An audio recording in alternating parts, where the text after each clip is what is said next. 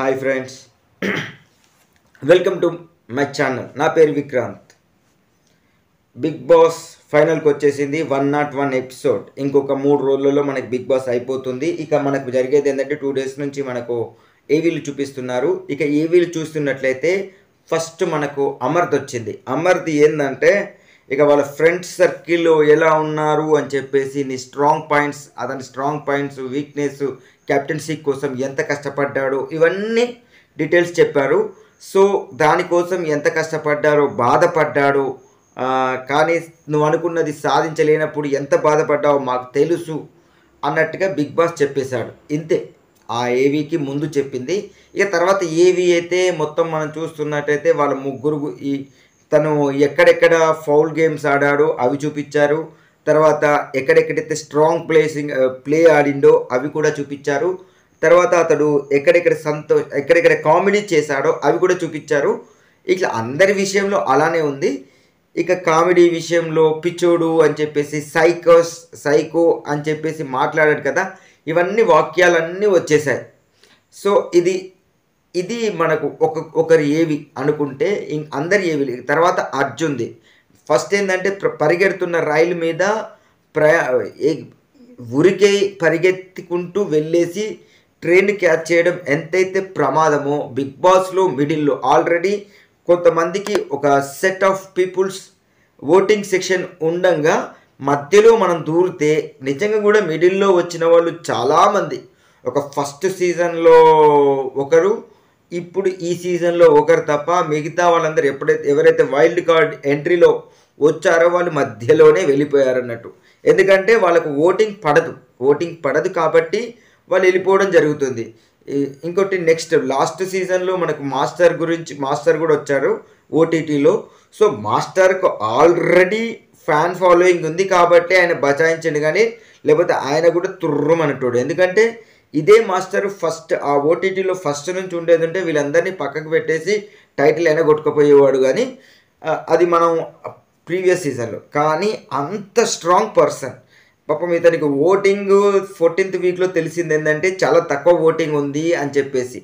అంత తక్కువ ఓటింగ్ ఉన్నా కానీ అతని గేమ్ తోటి మొదటి ఫైనలిస్ట్ అయ్యాడు కదా. సో అది మనం గ్రేట్ అనుకోవచ్చు. సో అవన్నీ డీటెయిల్స్ చెప్పేసుకుంటూ తర్వాత అతను ఏవీని వేశారు. ఏవీ వేసినప్పుడు మనకు కొన్ని కామెడీ సీన్లు, ఎవరైతే ఈయన గేమ్ను చూసి బిగ్ బాస్ గేమ్ తీరునే మార్చుకున్నాడు అని చెప్పేసి, ఇది వాస్తవం. నిజంగా కూడా బిగ్ బాస్ ఈయన ఆట తీరును చూసి బిగ్ బాస్ తను పెట్టాల్సిన గేమ్స్ను కొన్ని చేంజ్ చేసుకున్నారు అన్నట్టుగా అనిపించేసింది. సో ఇది కూడా మనం చూడొచ్చు అన్నట్టు.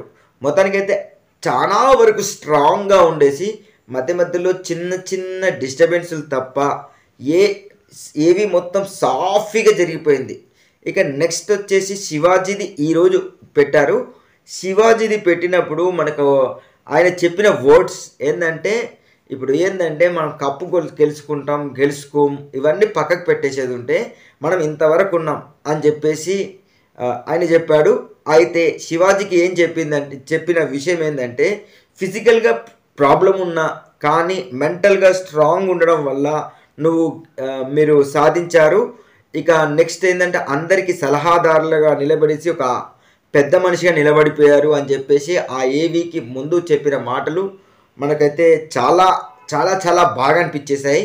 ఇక నెక్స్ట్ తన ఏవీలో ప్రతి ఒక్కరికి ఎలా అయితే మెయింటైన్ చేశాడో, ఒక్కొక్కరికి ఏమేమి చెప్తే ఏమేమి వింటారు అన్నట్టుగా ప్రతి ఒక్కరిది వాళ్ళ ప్లస్ కొన్ని ఆయన చేసిన కామెడీ, తర్వాత అతడు తిట్టిన విధానం, అంటే ఇప్పుడు గౌతమును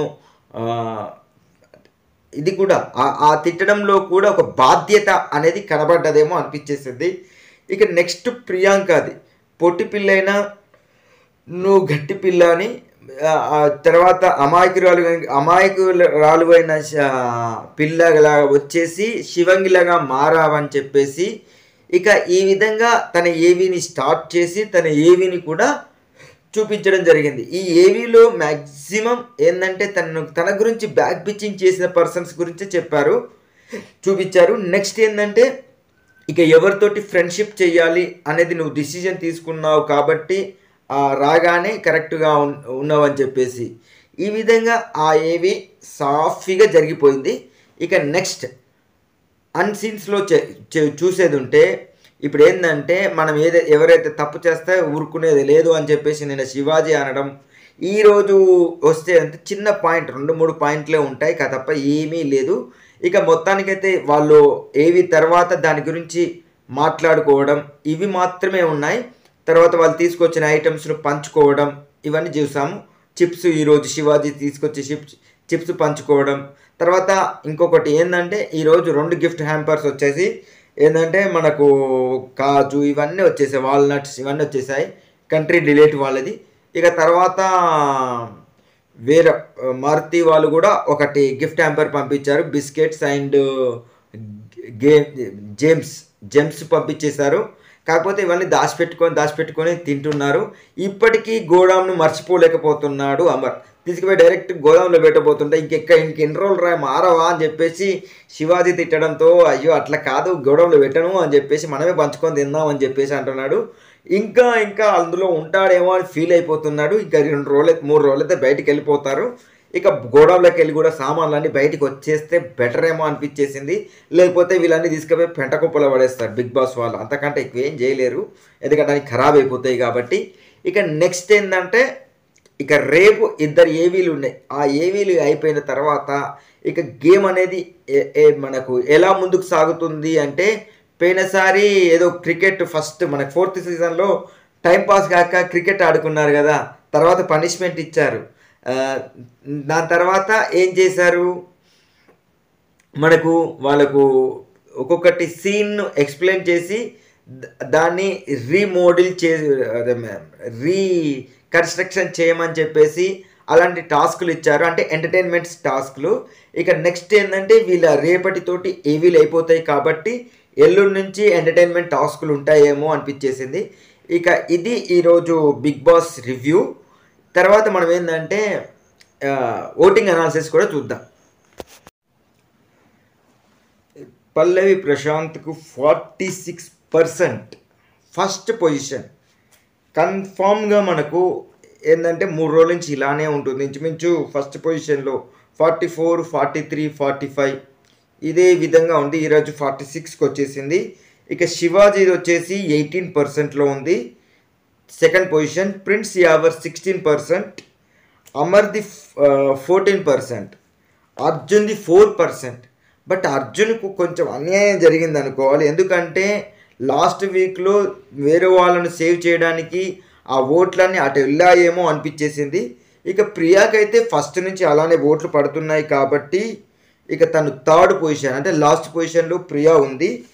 ఇక మనము నెక్స్ట్ ఏంటంటే ఇక ఫిక్స్ అయిపోవచ్చు, పల్లవి ప్రశాంత్కు ఓట్ ఖచ్చితంగా మనము అది బిగ్ బాస్ టైటిల్ వస్తుంది. ఆ జ్యువెల్లర్ ఆయనే పట్టుకుపోతాడు, కార్ ఆయనే పట్టుకుపోతాడు.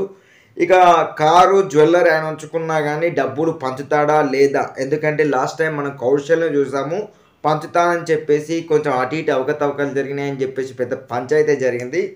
నన్ను ఆ ఉద్దేశం ఏంటంటే ఎవరైతే వాళ్ళు ప్రైజ్ మనీ తీసుకున్నారో హామీలు ఇవ్వకుంటే బెటరు.